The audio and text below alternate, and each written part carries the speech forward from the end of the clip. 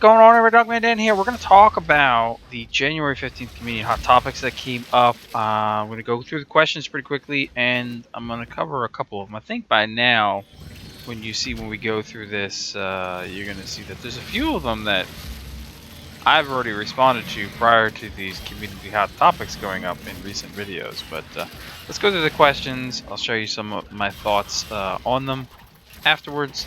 And feel free to leave comments below. If you don't click on the link, I'll put the link in the description to get you over to the forum post from Drew. But if you want to put comments below, if that's easier for you, feel free to do that. I will definitely share that with the team, the dev team, no problem. Happy to do it. So the questions for January 15th, July 15th, January 15th, are how do you feel about implementing a token system for sortie rewards, which we'll talk about that in a minute. How often do you use the bazaar for trading? Do you enjoy trading in the bazaar? What do you think of the new login reward system? How often have you received useful rewards so far? And do you think stance mods should drop like other mods? So those are the questions that are going on. Now, talking about the token system for the sortie rewards now, if anybody does follow me, you know my whole issue with sorties at this point. The repetitiveness, the risk reward is not there, blah blah blah. But they, in the latest DevStream 66, they talked about changing the whole system around, and they want to plan to introduce a token system. You'll obtain tokens from individual sortie missions, with more tokens from the second, or even more from the third, so you get a maximum amount you can get in a day if you do all three type of thing. You'll trade these tokens to an NPC, possibly Maru, for sortie rewards that require building. Okay. Some rewards, such as fusion core packs, will still be obtained just for completing sorties, so you'll still have some reason to complete them on top of getting these tokens for crafting new weaponry or gear or whatever it's going to be that they give us. Endless sortie missions will be compressed, which we know they started this whole process. They started the compression of these in this latest update of 18.3, which seemed to be pretty good so far. The scaling up pretty quickly and getting through them much faster is nicer. They can be a bit more challenging quicker, so you need to be prepared for that, of course. Sortie defense missions being changed to have the NPC defense point rather than a pod, something like the Grenier Bailiff from the old tactical alerts, which we have seen that now coming in this new one. Like I said, in 18.3 they introduced that way, putting the defense NPC back.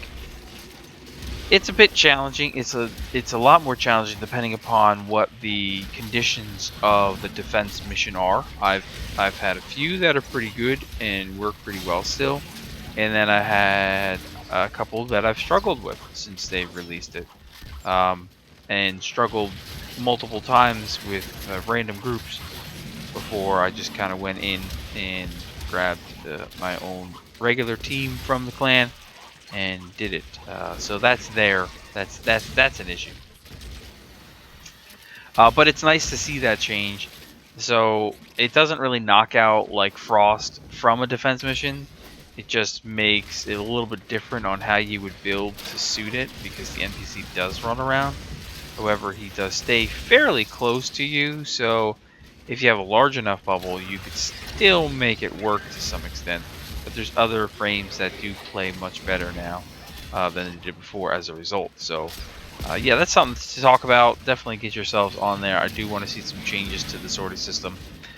Thing is, you know, that's going to be tied to the trading in the Maru Bazaar, which I don't ever go to the trading relay at all.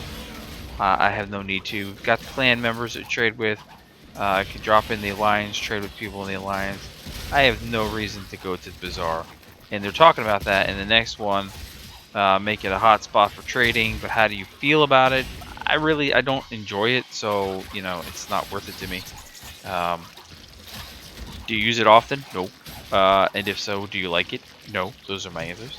Are there any changes you would make probably a lot, but since I don't use it, then I don't really need to. But they talk about a lot of players having suggested an idea of an auction house to list items, which I believe for 3 years now we've been talking about an auction house to get things set up. And I don't know how it would work inside of Warframe, but I mean, it could work. Anything can work if you do it right.